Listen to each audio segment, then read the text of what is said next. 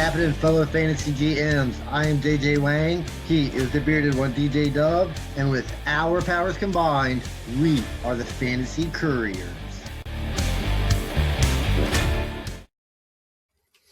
Oh, JJ Wang, we are in April, meaning we are less than a month from the NFL draft.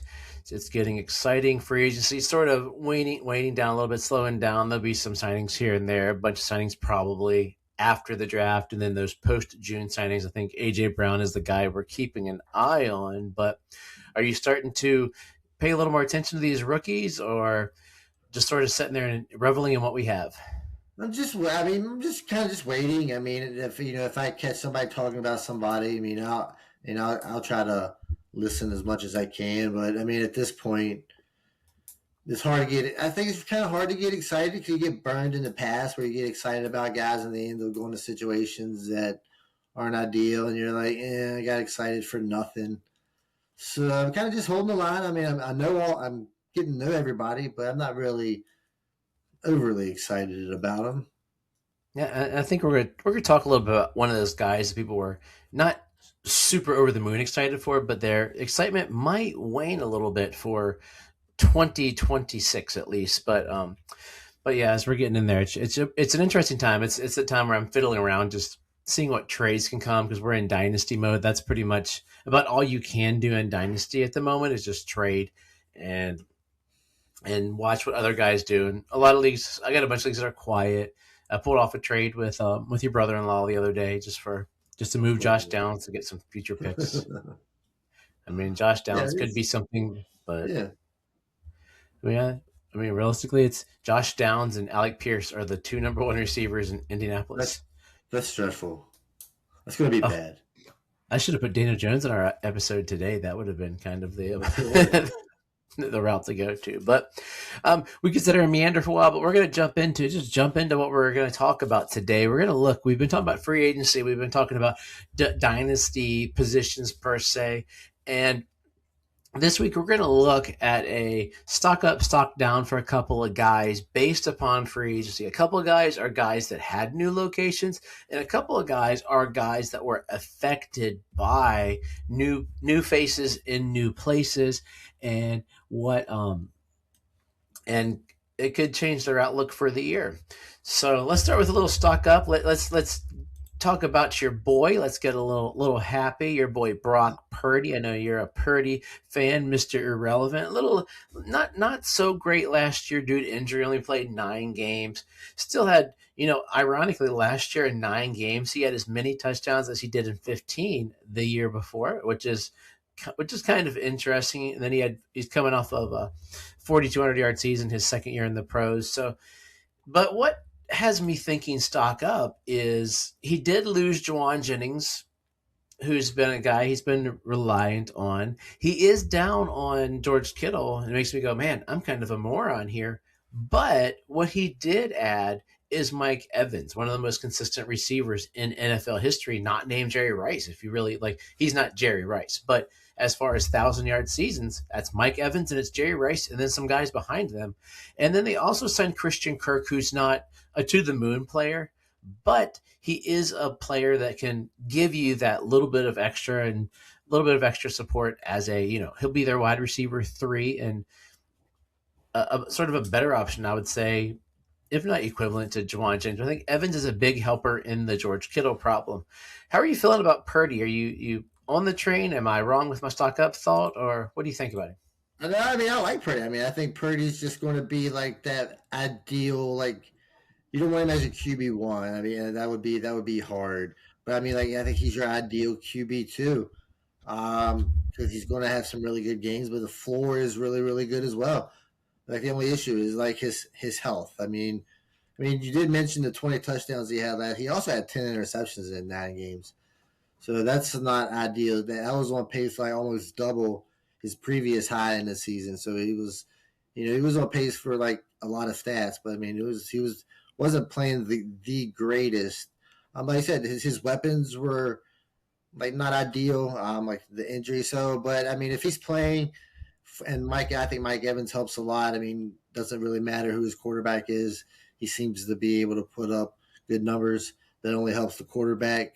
So yeah, I think you're right on course here.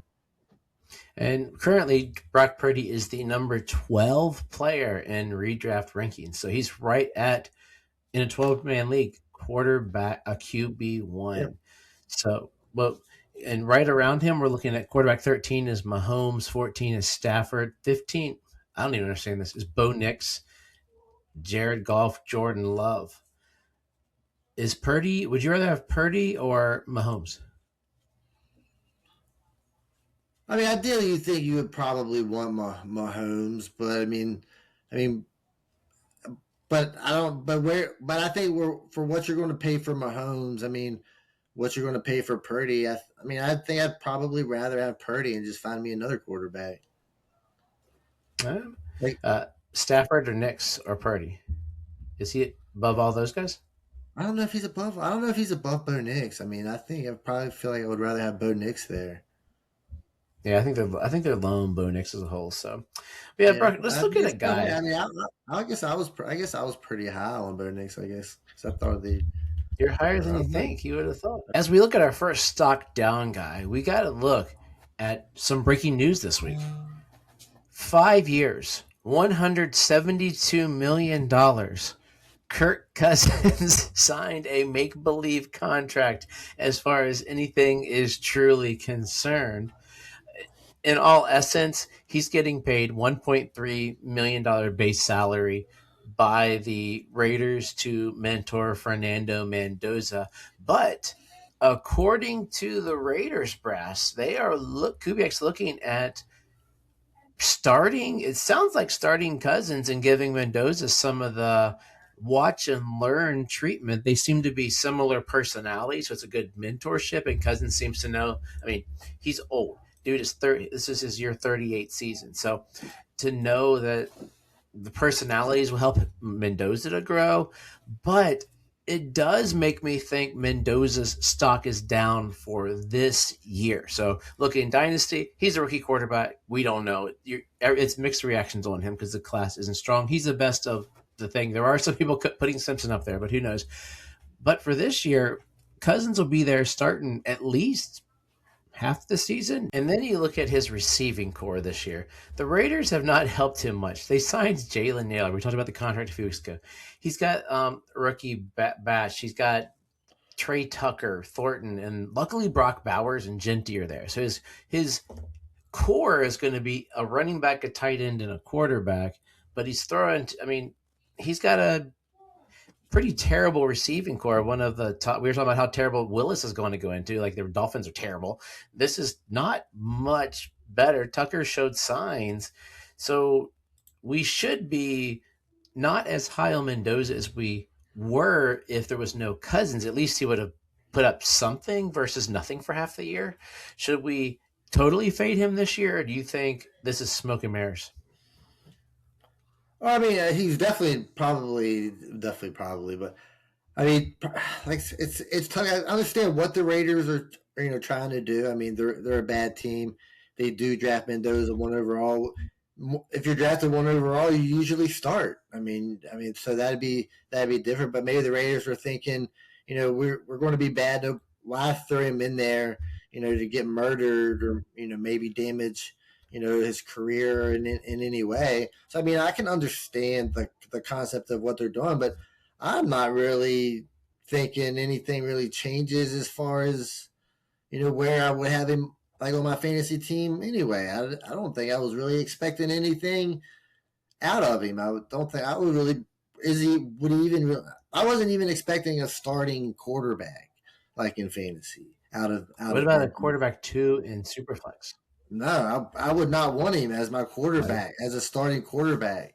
Um, I mean, that's mainly because the Raiders are bad, and yeah, I would like to have him on my team, sure. But as far as this year goes, I don't think I really wanted to start him anyway.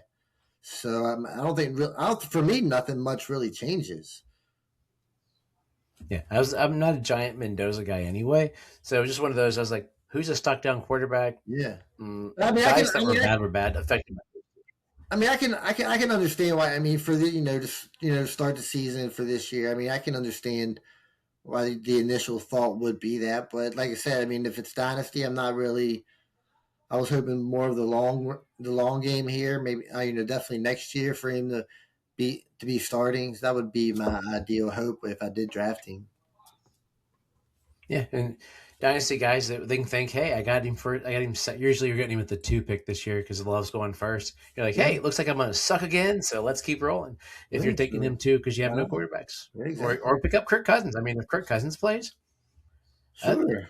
he's done something with nothing before. So, Yes, I mean but there's one guy one of them has to play. So I mean, if you can, Kirk Cousins ain't going to cost you a whole lot. maybe. So I mean, if you want to get Mendoza, I'm sure you can go get Kirk Cousins for cheap. I'm pretty sure.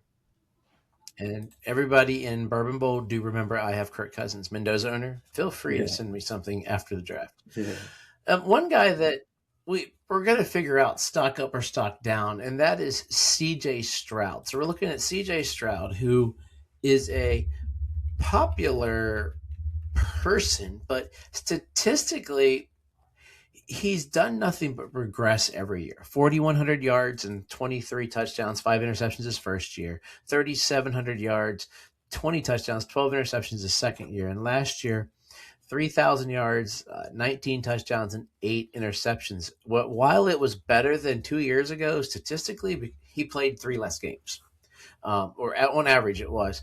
But he does have weapons to support him this year. Last year, he was running with Woody Marks, who hit or miss thoughts on him. He's got David Montgomery, who is a decent stopgap running back. He's got Nico Collins, arguably fantasy generally falls top 10 receivers, somewhere in there, depending upon the person.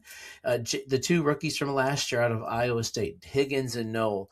And then Tank Dell, who I've been looking at recently, is cutting in the sand, which hopefully puts some pads on him. He might be back in there to add a little sizzle in there. Look up there's a really cool, was it TikTok or an X or something, but him making cuts and catching the ball in the sand. And sand is usually what tears up knees, not what you use to get yourself healthy. And Dalton Schultz is there, consistent tight end. So he's got weapons there. So he should be stock up. And I think Tank Dell being his boy coming back makes me feel better. The 2 rookies get another year under their belt, and Montgomery. So on our chart that we made for our show notes, I put him in stock up. Is it true, or do I just like CJ Stroud the person too much? Like I don't. Like I just don't know where to go with this guy. I mean, I got him on some teams that I've had him since since he came in, and he had that really good first season, and that kind of gives you, I don't want to say like a false sense of security, but that good of a first season, you're like, well, he can do it again, so you really don't want to get rid of him. But I mean, he's done nothing but really struggle. I mean, over the last couple of seasons, he hasn't really looked like he did in that first season. Takes a lot of sacks. Is that because the line's bad? Fumbles. They're rolling that over again too. So there's the other thing I we're not mean, talking about. so I mean, with all of that, so like I think I would hold on to Stroud, but I mean, if I think I got an intriguing offer, I think I would consider like getting rid of him. I don't think I'd sell him low because currently he's redraft quarterback 22 Yeah, well, and I'm not going to dynasty sell it. quarterback 17. I'm not going to sell I him. might buy him. I'm not going to sell him low. But I mean, if someone came at me with an intriguing offer, I think I would. I'm just saying, I would consider trading C.J. Stroud. It wouldn't break my heart. I might buy. Okay. I might go out and look to buy CJ Stroud with all those numbers and hoping Well, that they're see, going to finally figure out this line. this is what I'm talking about. I got C.J. Stroud, and if we were in the league together, you wanted him. I mean, if you made me an intriguing offer, I could be like, okay, yeah. I mean, I think we could probably. I mean, I'd be willing to part with C.J. Stroud. Coleridge Bernard, by the way, I did not know that. The fourth. So that's where the J, the No? J, I guess, comes from the fourth. I don't know, but yeah, I think he's a buy because Okay. he showed that he can do it. But the hard part for fantasy is he's never. I don't think he can ever be a quarterback one. So he's got to be super flex, and he's going to be a. I think his Oh yeah, yeah, I his agree. ceiling's I agree. because he doesn't run. Yeah. So that's what makes it not like you're not going to give up like multiple firsts, but he's still if he can play like the first year, which you showed signs But I mean, that he's he still a starting quarterback in super flex, and that's pretty valuable. yeah, no, yeah, I mean, but and the thing is between what And 8 he's and only 22, the and he's only quarterback. 24. So I mean, there's still a long time though. Yep, he has this. He has the He's born a day after my wife's birthday. Okay, so let's look at a running back here. This is a guy who did sign a contract. He's a guy who, with the contract, everybody faded him, and I actually wrote an article going, I could see him stepping up. So I think the stock is up, but people would disagree with me. I think this one will be one people might not agree with me, and that's Tyler Algier. Oh yeah. Tyler Algier was behind Bijan. Your stock can't get any lower than being the backup to Bijan who's not hurt when you're there. So he may get hurt this year, and Algier's gonna be like, oh crap. Tyler Algier signed in a pretty good situation as far as I'm concerned. Arizona Cardinals. James Conner's ahead of him. James Conner gets hurt. James Conner's old. James Conner's coming back from an injury. Trey Benson's behind him. Trey Benson has shown nothing. We are stupid Florida State fans, used to be, and Trey Benson's done nothing but suck and get hurt. Bam Knight's back there. It's Bam Knight. We don't care. But all of those signs point towards underperforming Benson, Knight being irrelevant, and Conner possibly getting hurt. And Algier is that close to being a workhorse running back for an offense that puts up fantasy points. So to me, the signing initially, my initial thoughts were, ugh. My thoughts now are patiently stock up. Not week one, yes, he's going to go crazy on us, but patiently stock up. Yeah, I mean, What I do you think? agree. I mean, I'm a Tyler Algier fan.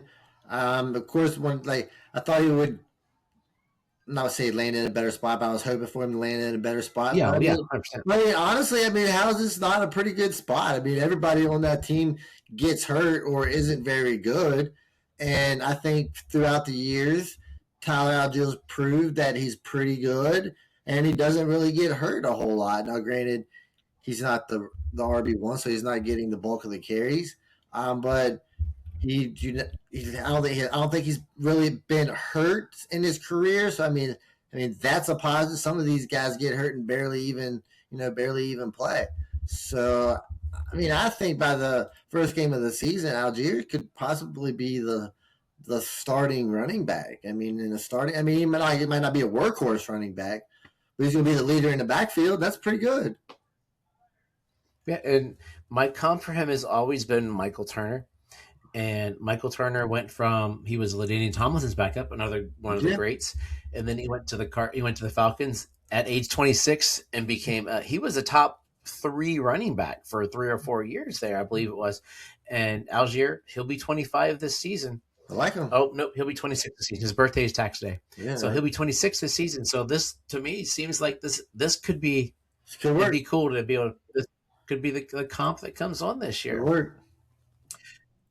Let's look at somebody else who I like and like a dope. I traded for it because I like him, but I think it's a stock down because of last year. He came in, nobody thought much of Bucky Irving. Well, people thought him, but they didn't think he'd be as good as Bucky Irving was rookie year. Sure. And he had a pretty solid rookie year. So everybody got excited after a rookie year, 1122 yards, 8 touchdowns, 392 yards receiving on 47 receptions. That's pretty solid for a running back, not through the roof Bijan or Gibbs numbers, but good enough that you're like excited. And last year, he got hurt. So he played 10 games, started 9, 588 yards, 1 touchdown, 277 yards receiving, but 3 touchdowns. And then Rashad White's free agent, so you're like, cool. But then Kenny Gainwell comes into town. You still have Sean Tucker, who showed out last year. And the way the NFL is going, if you have a legitimate pass catching back, which I think Kenny Gainwell has shown with last year with Aaron Rodgers fell in love with this guy. He made him a pretty solid receiving running back at the end of the year. And if the Buccaneers are to step up without Mike Evans, Egbuka's got to be a stud this year. Godwin's got to be something, and somebody else has to step up. And it could be a combination of backfield guys. So I'm a little worried about Bucky Irving as like I traded for him. Um, Are you? Does the Kenny Gainwell? He's not a huge name, but he did get. I had his numbers up here. He did get a decent contract, which I just lost somewhere. He got 2 years, $14 million without it all pulled up on Sports Track, but that's still. I mean, this year he's making $5 million roster bonus, $1 million base. Next year he's going to make six. A cap hit of $7 million both years. He's there for 2 years. Does that worry you, short term or long term, for Bucky Irving? Should we stock down him? Be worried about him? I don't know if this stock down. I'm not really sure because I mean he's still the starting. I would still consider him the starting running back. I mean, and I never really considered Bucky Irving like a workhorse quarterback or a workhorse running back.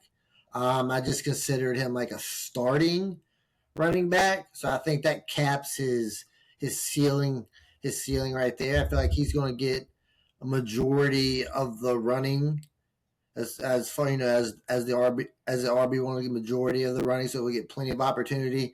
I think he can still be like the touchdown guy, as well. I mean I don't know if he can be like the lead touchdown guy, but I think he can still play in that position. So I mean I think Bucky. I mean I got him as like a mid RB2, right? I mean that's kind of where I see him. So I don't know if that's really stocked down. 'Cause I feel like that's probably pretty He's generous, right? RB 16 right now. PPR. Yes, I He's mean, RB 16, so mid RB. I mean, as a starting running I back, mean, but not a workhorse. I mean, you're going to lose some receiving to Kenny Gainwell, but as long as you stay healthy, I think you can still be, the lead running back, and that's pretty valuable. I mean, that's going to keep you in the RB2 conversation. dang, running back is. Well, is it back to being solid again? I mean, he's RB 16. Right after him is Kyron Williams. He'll be Yeah, 25, but he's still the workhorse. yeah. Right after him is Javonte Williams, who had a really good year. That's where the tier break is. I mean, I think, but then you're looking at, I got my favorite new name. We haven't talked about this yet. Travis Achan. H-Hand, yeah. Um, H-Hand, yeah. Achan Jr. In case people don't know, that's Travis Etienne, as we used to call him, but he's from from the South, and that's the Cajun way to say Etienne is Achan, but he just had to wait 5 years to tell us that. Well, I he was, said he got get tired. that friend who's like, He said he got tired of correcting people, do so it. he was like, he said he got tired of correcting people, so he was just like, Oh yeah, it's that friend. Like I tell kids at school, I have some kids whose names I learned like 3 years later. I'm like, that's your name? Why didn't you let? Because they all said it that way. I said, well, I'm going to call you by your name. Let me call you. And I had a kid about call by their name. I guess not their name. Ask them what their name is. Okay, well, don't give up your name, people. If that's your name. He just got kind of lazy. Like the commentators on the draft night. This is Travis Etienne all throughout Clemson. No one's going to call him H-Han except those of us trying to like we know more than everything else. And then Travion Henderson over there at 20. So that's a quite a chunk of like running back is. I think it's coming back. But yeah, I am worried about the pass catching because that was supposed to be something he would get. I might even put him behind all of those guys though. Like I think I love Bucky. I'd rather have Kyron Williams, right? probably. I think I would probably rather have Kyle Williams, but I mean, I feel like Kyrie Williams, as far as this season goes, would be more of like 12 running back It's 12 his year still. for me. So I mean, I think I would rather have him. But as I said, I think if Bucky Irving stays healthy, he's at I think 17. I think he's Kyron going Williams to at RB 17. I think he's going to get plenty of work because he's still an RB1 that can catch the ball. So I mean, he can still be put in those situations. I just think it might be capped a little bit. So I mean, I'm not. I mean, I don't know. I didn't think I was really a Bucky Irving fan, but like as long as he's playing, I mean, I think he. There's guys popping up I didn't think you were a super fan of. I didn't think so either, but It's, might have just talked myself into it. I mean, it changes. I can talk myself out of it tomorrow, so it's just one of those days. we'll see how your tiers go because currently Bucky Irving's a tier 3 with like Saquon, Kenny Walker, Josh Jacobs. I think You still know have what? I think Love, Brees Hall. I would rather have Bucky Irving than Kenny Walker, probably. Well, that's I think Kenny Walker, and that'll be a discussion for a while. He's going to be I I don't think there's a middle ground for him. Either he goes to the Chiefs and he is Mahomes' first 1,000-yard running back, or he goes to the Chiefs and he is Clyde Edwards-Helaire. Yeah, I, possible. I'm intrigued. Like I think I'd rather have him than Josh Jacobs. Um, Jeremiah Love, I don't know. I Uh, mean, if he's a Titan, I kind of like that. He's some other teams. If someone reaches and does something silly, it's like, I don't know. Let's say Brees Hall's there. Which Jets team are we going to get? So it's all those guys within that mess. But yeah, there's more than one Jets team. receivers. What? There's more than one Jets team. They just always The seem. Winnipeg Jets. There is I more think than Brees would rather play for the Winnipeg Jets right now. one. Okay. I'm curious. I put two names, and I don't know which guys. I think I know whose stock would be up, or it could be both. DJ Moore signed with the Buffalo Bills. With DJ Moore leaving, far be it that DJ Moore's stats, who I had pulled up here and just lost him a second ago, he was looking at. Oh, here he goes. He had 682 yards, 6 touchdowns. So he still had 85 targets, 50 receptions last year. So that was down. That was actually his lowest career numbers in his age 28. But he's gone. So with those numbers vacated, whose stock should be up, do you think, this year? Luther Burden, who came on at the end of the year, or Roma Dunze, who had a little earlier and was supposed to be the hyped guy, the guy who Caleb Williams wanted as his wide receiver one, but sort of poo-pooed last year. Yeah, he started off hot. He was really, Yeah. really good in the first 4 or 5 games, I think, and then he kind of just disappeared. So I don't know if he. I'm not really sure. And honestly, I'm not really sure what happened to him. I don't know if he got hurt or they something. I have no idea. I should probably look into that. But I was a big Odunze fan. Started off really hot. You're like, okay, then he kind of like disappeared. Uh, and I think Luther Burden is the hotter name at the moment. I think he's probably jumped way Mhm. more than. I mean, in some places you might even find Luther Burden over Odunze with some people. Some people love Burden. So I think the stock is up on Luther Burden, but I think it's just like normal. I don't think it's either way for Adunze. I think Adunze is right where he's supposed to be considering what he's done so far in his career. Like he had some moments, but you can't really trust it yet. I mean, I think that offense is going in the right direction. You're losing a wide receiver, so I mean that helps out a lot. That spreads everything out a little bit more. I think all three, Loveland. I think all three of these guys can be effective. Uh, but like I said, I don't know if they can. I think both of them, Burton and Duze, are just like strong number twos. I don't know if they could both. I don't know if one of them would be a number one, but I mean it's very possible. But I lean more at Dunze. I like a Dunze better.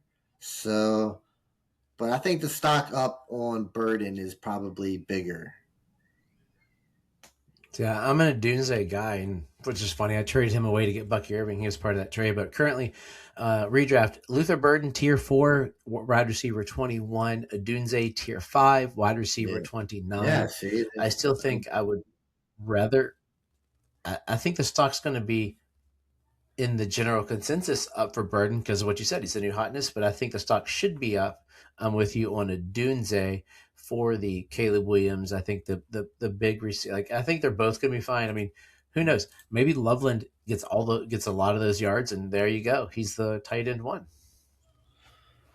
Could be the total go. it is possible, but This I think it'd week, be a little more spread out.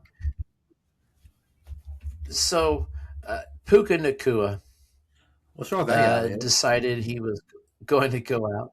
What? What's wrong with that guy? He went out and didn't make some great choices, and he tried to eat a lady in his car and bit her, and then he was a little intoxicated, and he put himself into rehab. And we're having discussions on one of my boards if it is air quotes rehab, Hollywood rehab, where you go to like some bougie sleepaway thing with a sauna and a hot tub, or if he's like in rehab. I don't know. Like it's what we're trying. We're sort of joking around trying to figure out: is it one of those kind of Hollywood stars go to rehab and it turns out they're at some vacation spot that we would love to go to and call it rehab, but he's doing it. I hope he's doing it for the right reasons. I'm not. I shouldn't be judging per se, but I'm just like, is it a stunt or is it not? Will it affect his year? Is this going to be those guys that just have like that weird off season and then it just runs into the year? What do you think? Like, is he currently he is wide receiver 2. With all this distraction, should JSN jump him as the wide receiver 2, and should Puka slide down into that tier 2? I don't know, but I'm guaranteeing going to this rehab isn't by choice. I'm pretty sure his PR people are like, look, dude, you should probably go to rehab. Just to make it look like you're trying to help yourself. I'm sure it's not him saying, hey guys, I got a problem. I think I should go to rehab. I mean, maybe it is. I'm not saying. I mean, maybe I'm wrong. But I feel like this is probably his PR guys telling him, hey, let's go to rehab. Uh, I don't know. He seems kind of weird in the off season. He does some weird things, but when he plays on the field, I don't think he's done enough to, warrant not playing. So when he plays, but I feel like I think I might have JSN maybe over him because Puka seems to get hurt a little more than most He receivers. doesn't leave the game. He gets hurt for about 8 plays, and then he plays again. Idea of him, But they're that idea of him in my head. I know, I know. You pop it pops up. You see it, and you're like, "Oh, good." Then you're like, "Wait, he's playing again." But a couple of things popping up. They say a lot of it. USA Today has an article. The state could help his legal case if he's charged, and that civil suit continues to go out. Another New York Post said apparently he's got this really tough rehab where he popped out so he could do a workout, and then grab lunch at the In-N-Out Burger. So it'll be something just to watch because we have seen little distractions like that affect a season, and on the opposite end there's a distraction. Rashee Rice is nothing but a distraction, but the NFL is not. The NFL is not going to charge him as he's not going to get suspended. So that's got to be stock up for him, correct? I mean, yeah. I guess if you're Well, not, with nobody selling him low. I mean, if he's not getting suspended, I mean, his stock will go up because his stock probably was down. Then he said, well, no suspension, then everything. Yeah, I'm sure. So his stock would be back up if he's playing. Wide receiver 12, tier 3. Like, I think if Rashee Rice has no suspension, I still have him. I mean, to me, he's right up there with, Neighbors is higher than him. I'd rather have Rashee Rice currently because we don't know. If Pat Mahomes is like the regular Pat Mahomes, I mean, that's another. That's another. That's going to be the other problem. Yeah, I mean, that's the other Justin part. Fields That's the other part of this. I mean, he might be able to play, but I mean, is he going to be like the same old Pat Mahomes? Because a lot of Pat Mahomes' ability, a lot of it is him being able to like scramble and get and manage to get away from people in miraculous ways. Um, is he going to have that opportunity? I mean, is he going to be healthy enough to do that? I mean, so that's part of this. I mean, if you're a Chiefs fan, do you want to see Justin Fields week 1? Could you imagine how terrible that would be? That would be awful. I'm going to throw out one tight end that I'm curious if he should be stock up, or I know the real answer, but I just want to say his name because I'm curious about him this year. And he is currently, I can't even find him. He's currently tight end 27. Okay, But it's Gunnar Helm. Okay. They're going to Gunnar Helm, tight end for the Tennessee Titans. What he's being helped by Chig being out, not getting any of those, but they also signed Daniel Bellinger, meaning Helm will be able to be the move tight end, and they have Wandell there, so Helm should be a guy if you're looking sneaky, like you're a late tight end drafter, or preferably no tight end drafter. Helm would be a guy that I think stock up people should keep an eye on, as opposed to Theo Johnson, a young big tight end who they signed Isaiah Likely, but I'm hearing people argue, is Isaiah Likely who we want him to be? Or are we creating Isaiah Likely as a fantasy community? Because Mark Andrews has missed some weeks and Likely didn't show out like he really should. So I got Helm stock up, Theo Johnson stock down. Not that we were drafting him anyway, but Theo Johnson's tight end 25 with Likely on that team at tight end 15, which is still intriguing. So Gunnar Helm is actually lower tight end than Theo Johnson. Yeah, I mean, I could definitely see. Yeah, I could definitely probably see it with this guy. I mean, I didn't realize how big he was. 6'5", 241. So he's a monster. He's a pretty big dude. I mean, it's not like they have a lot of receiving options. And if you're a good offensive play caller, you want to help out your quarterback, like give him these kind of players. But also they got Wandell Robinson, so he runs a lot of that underneath stuff as well. So maybe that's what they're going to try to open up for Kim Ward, hopefully. But I mean, yeah, I mean, I think I'd rather have this guy than Theo Johnson. With Isaiah Likely on the team, I feel like he would. It's going to be hard to secure two good tight ends. I would rather have at least the starting tight end, right? Yeah, Theo Johnson's a guy that I might keep on the radar to see if I see. I don't know. I I mean, won't. I got him on teams. I got him. they're all on the radar, but the radar on all. Okay. There's tons of guys going on. Do you want to give us 3 rookie highlights to close out the day? I got three quick highlights. Got running back. Katron Allen out of Penn State. They had another running back, Nick Singleton, who's also got is also going to be drafted in your fantasy drafts most likely. But this guy, close 6 foot, 217. So I mean, he's a pretty big dude. 2,000 yard seasons at Penn State. Penn State running backs. I'm not sure if they're ever really great, but I mean, at least there's the pedigree there. But I mean, I think I'd be pretty interesting. I mean, if you look at this guy's stats, playing for Penn State, 6.5 yards carry, 15 touchdowns. If you were, I mean, you not knowing like the college game so much, if you looked at this guy's stats, and you would be like, oh, I could definitely see this guy, right? Yeah, appearing looking far, he was in a backfield shared with Singleton. Yeah, So there were yeah, two of them there, meaning what could he have been if Singleton wasn't been there, or was he not good enough that Singleton could? So it's one of those hit or miss questions. Is Penn State going to give us 2 running backs that we draft later and they show up for something? Is he like Ramondre?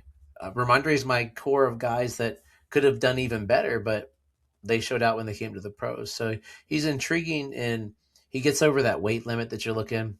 He's right at, but he ran a 4.55, so he's like slow as dirt, right?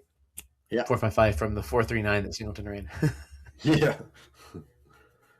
But I mean, I think I'd be interested. I mean, honestly, I think I'd probably be interested in both these guys. I think K. Trot Allen, of course, Kathy Allen would be drafted a little higher. Next, got a wide receiver. This guy's kind of interesting. Chris Braswell out of Tennessee. He's a big dude, always tall. I mean, 6'5", 200 pounds. He had a huge jump in stats from 2024 to 2025. He went from 300 yards receiving to 1,000 yards receiving. Tennessee offense is a little wide receiver heavy. They like to throw it a lot. But this is kind of just like that. I don't want to say he's as good as George Pickens, but he's kind of like a George Pickens, type player. So, I mean, would you see yourself maybe drafting this guy in the second round? I mean, looking at the kind of season he had was only just one good season, but I mean, the size is there.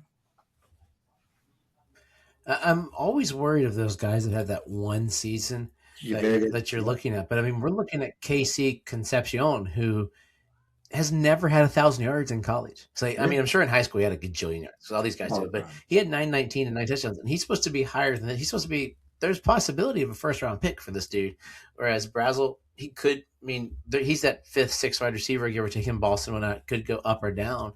So for him, with these guys here, you're looking at these fringe guys. It's about location. Like we had Josh Palmer come into the league from Tennessee, and his stats weren't as good as Brazel's. And people were like, "Yeah, Josh Palmer." I might have been on that train a little bit, hoping, and then he. But I think it's with all these guys here. We're looking like the running backs. I think in round 2, from what I'm gathering or gleaning just from discussions, is that's when you're going to want it this year. Just throw darts at running backs and hope you get one of these. I mean, they can't all be bad.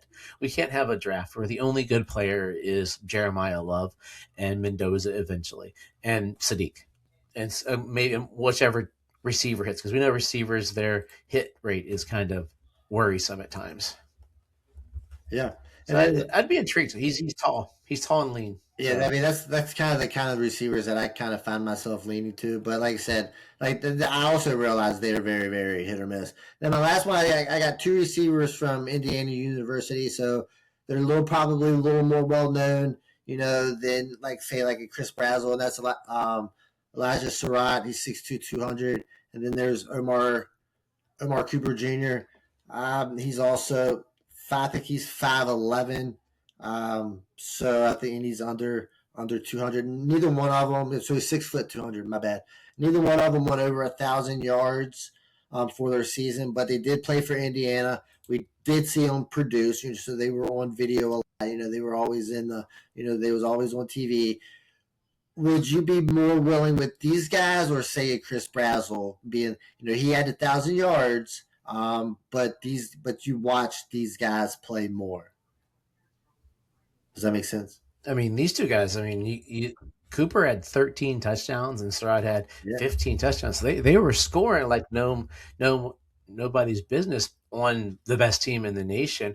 Brazel was it's doing true. great on Tennessee, but he was an True. SEC. So it's I think whichever one I could totally see do. You know how the NFL likes to do these fun things to make us want a player more. Watching the Raiders snag one of these guys a little later, so they can pair them up with their Oh college yeah, quarterbacks. Always something it'd that, be that it interesting. looks sexy on paper, but when has it? I need to look like when has it actually panned out? Like we're like this guy was with him, and we always want him, but then it ends up being like man.